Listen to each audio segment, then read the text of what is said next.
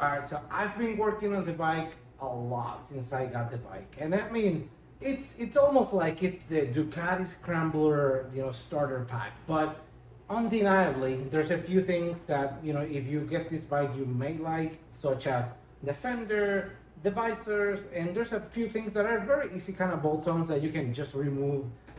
I got rid of the rear fender. I got rid of the aftermarket front visor. I got also a tail tidy that I installed with my NRC, kind of removing the old style type of LED turn signals. I got new turn signals from the front, which are more sleek, and I also got my bars because I felt like I was kind of riding the bike like this, and now I feel like I'm more on top of the bike as opposed to being on top of the bike, but then kind of holding for dear life type of thing. I mean, I'm exaggerating a little bit. So one thing that I did not anticipate that I was going to do, but as I kind of started looking into it, I thought, what if? So yes, I did it. What if I get tubeless wheels for this bike, but without necessarily getting rid of the spoke wheels? Because I really like the spoke wheels, but I would like to have the flexibility of having my tubeless setup. And then if I ever want to run the spoke wheels, I can either make them tubeless or I can run them with tubes and then just carry a tool set with me, or maybe just calling my wife to get me with my trailer. Whatever it is, if I get a blowout. Long story short, I ended up doing it. So I did it, and let me show you what I got. For the front, I got an 18 by 3 inches wheel, which I have no idea what bike this wheel came out of. The seller was selling it for a cafe racer of like 2017. My understanding is that, maybe I'm wrong, but my understanding is that cafe racers were spoke wheels and they were 17 and 17. So I don't think it's a full throttle. I think I actually kind of did some research and I saw this type of wheel maybe on some of the newer models. Mine is a 2015. So Icon or whatever other models that came out, I want to say 2020, 2019 or something like that. I did see a model similar to this one with these type of details on a 1100 that was a 2020, but it had a double rotors on both sides of the wheel, and this one doesn't. So this is either for a 400, a 60 or a 62 model, or an 800 model, which like mine. So being very honest with you, the specifications, everything tells me that this should fit, no problem. But honestly, I have no idea about it. So I just took a gamble and I bought it. Now, what I'm going to do is just try to fit it even without a tire, so that if it doesn't fit and I need to return it, I can return it. So I have to make this quick so that I don't waste any time. And if I have to return it, I'm under the grace period of the website that I bought it from, so I can return it back in case it didn't fit. So I'm just going to be testing it today, and hopefully everything fits and I can keep it, because I really like the look of that wheel. Like most of the bike, you're going to be starting by removing the nut, then you're going to be undoing the pinch bolts on both sides of the forks, and then remove the caliper. Look for a way to not let the caliper hanging, and then at that point you should be able to remove the wheel.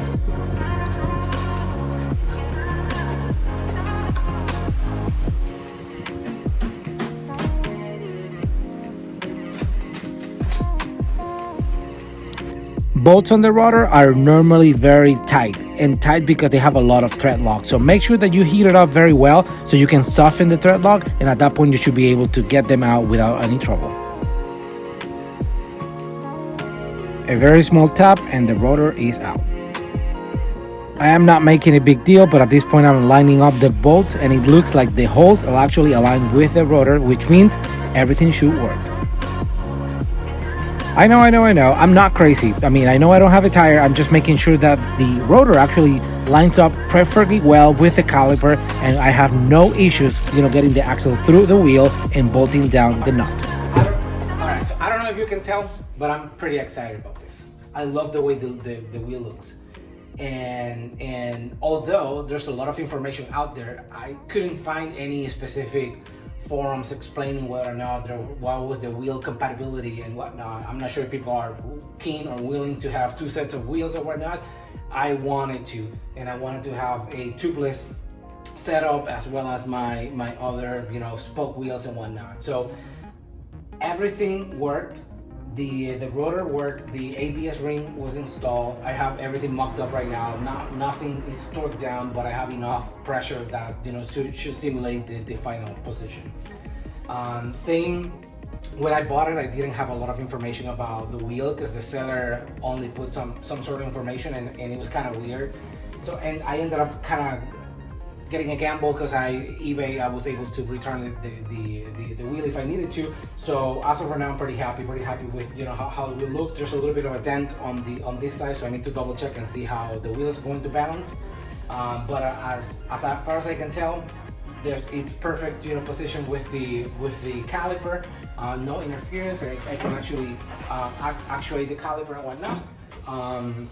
And everything else seems to be working okay. So I'm not going to be moving to the rear wheel because I actually got a wheel from a different bike within the Ducati Scrambler line that I'm going to be installing, and I need to double check that it's gonna work as well because I have no idea if it's gonna work.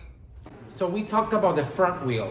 So how about the rear wheel, Richard? So I just got it, and I wanted to open it with you, and hopefully this is not a nasty surprise. While I'm opening this, I'm going to talk through it. So essentially, the Scrambler Classic came with a 17-inch tire in the rear with a 180/55 17 wheel. I decided that I wanted to give it a try to a narrower tire, which is not normal. I love my white wheels, and I love the look of the classic wheels that I have right now, and the width of the tire as well. But I thought to myself, you know what? I can do a 4.5 wheel, which is the one that came in the 62 Scrambler model with a 400cc. Also, I'm trying to think which other one came actually with that. Anyhow, so I already purchased some tires that I'm expecting to be here anytime soon. So what I'm expecting to do is just to get the 4.5 62. Actually, you know what? Let's just open it and I'll talk to you about it later.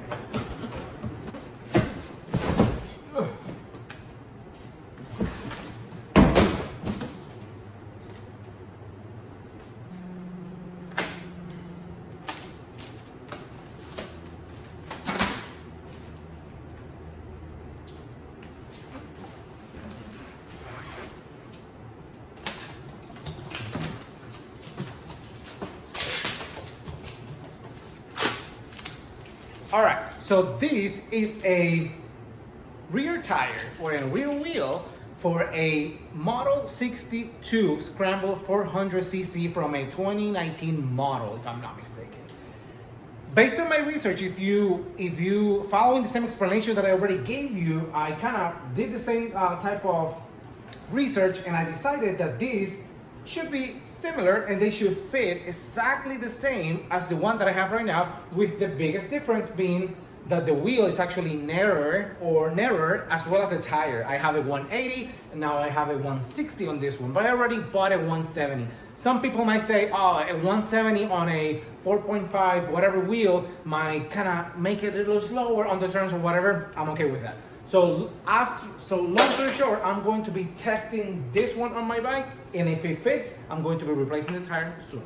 This one came with an MT60. I know a lot of people have a lot of difference of opinions when it comes to that specific tire, but seems to be having a decent amount of thread still. So I'm pretty happy with that. Although I already have new tires coming, so I might be using this one for a second to see how it feels. Otherwise, I'm going to be replacing it with a new one as soon as I get it. All right, what do you guys think? I like it. The protector.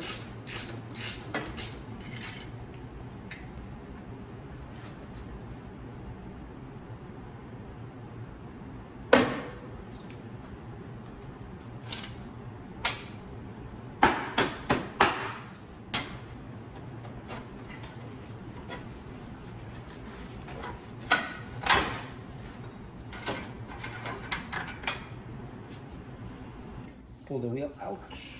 We want the caliper out, now leave it resting here. Now I'm going to be pulling this. Very important. So the other wheel came with no,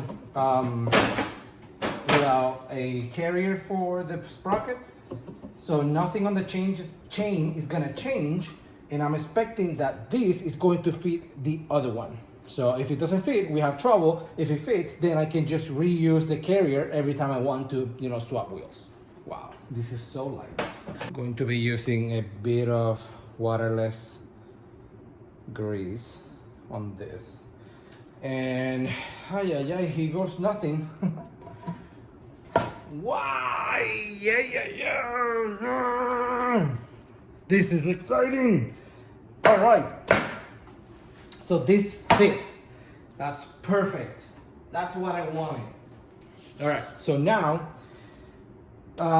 this is one thing. So now we have to, man, I just can, you know what? Let's just weight the wheels. I think that will be a super cool thing to do. To make sure the weight is the same, remember, this wheel is smaller. I'm expecting to be lighter, but in general, the 5.5 width wheel is also lighter than the spoke one. But if you're curious, I'm going to be using the same carrier just to keep it consistent. And then of course, there's always differences in tire. But if you're wondering, if you were to go down to a 160/60 versus a 180/55, this is the penalty you're going to be paying. So I'm going to do this, and hopefully we can see through. Okay. So it came in at 31. Let me see if I can. So it came in at 31.8. Okay. Sprocket and the brake. All right, so now I'm going to be using the same wheel, and I transfer over the carrier from the other one. So I'm gonna place it on the scale, and we're looking at 37 pounds, 37.8 pounds. So we're looking at about 6 pounds. So we're looking at about 6 pound difference between the two. So now we need to confirm that this fits. So this is going to be the next challenge. So let's see, let's bring the caliper here. Let me see if I can separate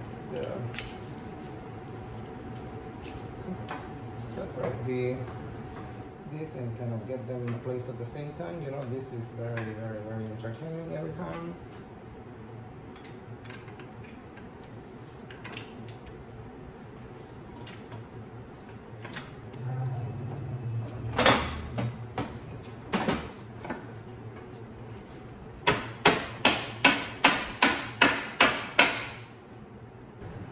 I only have one doubt, and I like to be sure about this before I go crazy with it.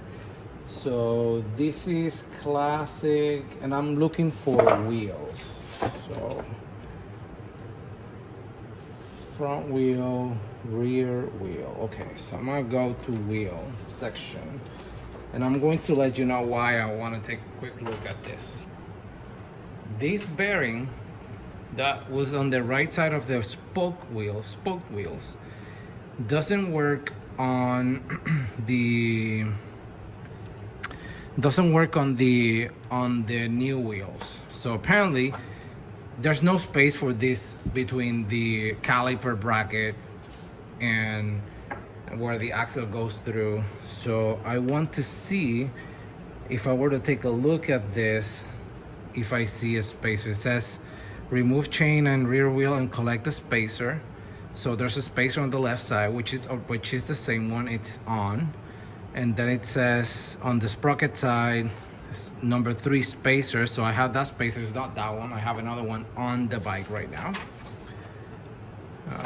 Let me see. So removing the rear shaft. Okay. Okay, here we go. So classic enduro. First of all, the knot, it's 145 nanometers for plate. So this is what I'm talking about. Like on the cast wheel or the metal wheel, there's no space for a. So on the classic one, I had it on this side. Let's take a quick look. Doesn't seem like only on the sprocket side you have this, but it doesn't seem like. Okay, so this is front wheel. Let's go rear wheel again. That's all I have. Yeah. So in case you're not following, what I was doing here is I was not able to find in my service manual whether or not, the spacers are located on both sides of the wheels or on one side, depending on the type of wheel. So what I did, I looked for an exploded view of the cast wheel and also for an exploded view from my classic Scrambler. And what I found is if you look at the 20, that's a spacer, the one that goes on the left side or on the right side of the bike. And then you have the number 24, which goes on the sprocket side of the wheel instead of the caliper side. At this point, I'm able just to confirm that there's an actual, in the illustration, there's two spacers, but on the cast wheel, there was only one, which kind of matches with, the installation and the spacing that I had as soon as I installed that 62 wheel that came from that, Scrambler 400. So in case you were following, on the right side of the wheel, so here I have a spacer. You can probably see there, which is keeping everything, aligned in a pretty good shape. And then on this side, just like the picture, you have this, you have the caliper bracket, and then you have this, which is, holding everything is being held by the axle. So there's no way this can fit and push everything to the left or the wheel. So I'm going to take a quick look and see if I can find that answer. All right, so 145 Newton meters. Keep it. Go. All right, so now that it's torqued down,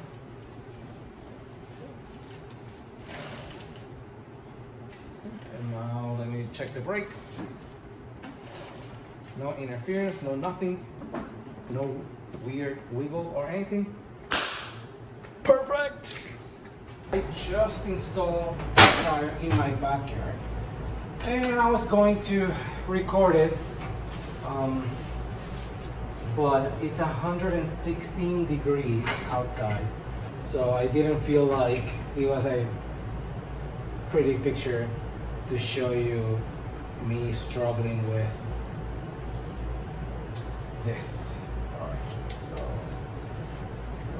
All right, I'm not gonna go into a lot of details because this is pretty straightforward and you saw me installing the wheel already. So I'm just going to be installing the caliper, getting my axle kind of go through, just torquing all the pinch bolts and the axle, and I should be in a very, very good place. So please come with me so you can see the bike at the end. I really love the look, and if you're curious about how to do this on your bike, just reach out to me if you have any questions. So hopefully this is very helpful for you, so you can kind of picture, if you're looking to get, two different wheels on your bike, or maybe like me, you like the spoke wheels, but you're on the fence as to kind of maybe taking a long ride on the spoke wheels, and you like to have more the peace of mind of the tubeless wheel that I have installed right now. In addition to the benefits of having a wheel that is actually a little bit lighter. So anyhow, pretty cheap modification that I was able to do and manage to get the wheel. So pretty happy with the results. Take a quick look at what I did, and just leave a comment if you have any questions.